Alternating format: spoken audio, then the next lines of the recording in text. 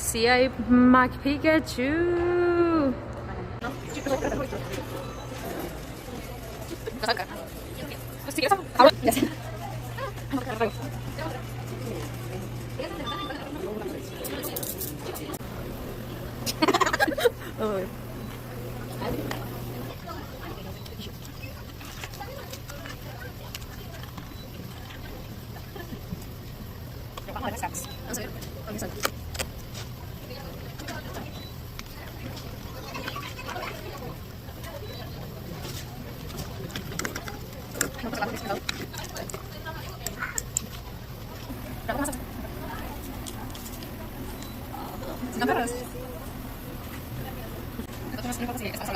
Claro que tenemos cuidado, porque me lo va a regalar, para que vaya más rápido posible.